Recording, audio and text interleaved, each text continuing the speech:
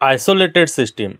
An isolated system in a thermodynamics is a system that does not exchange energy or matter with its surrounding. Example: an insulated seal container that does not allow heat or matter to pass through it.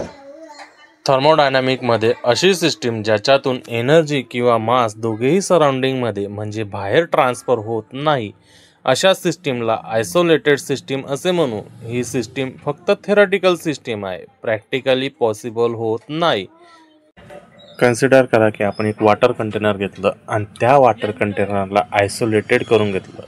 आता isolated झाल्यामुळं ना त्याच्यातनं तर पाणी कुठं transfer होणार आहे आणि जसंही आपण हीट देऊ तर ते आयसोलेटेड असल्यामुळं ना हीट ट्रान्सफर होणार आहे. म्हणजे याच्या अर्थ काय, ना एनर्जी ट्रान्सफर होते ना मास ट्रान्सफर होते. एक्झाम्पल घेऊया आपण थर्मासमध्ये मी चहा घेतली असता आणि झाकण पॅक केल्यानंतर चहा पडत नाही म्हणजे मास ट्रान्सफर होत नाही आणि चहा गरम असते, जशीच्या तशीच गरम राहिल्यामुळं त्याचे एनर्जीही ट्रान्सफर होत नाही.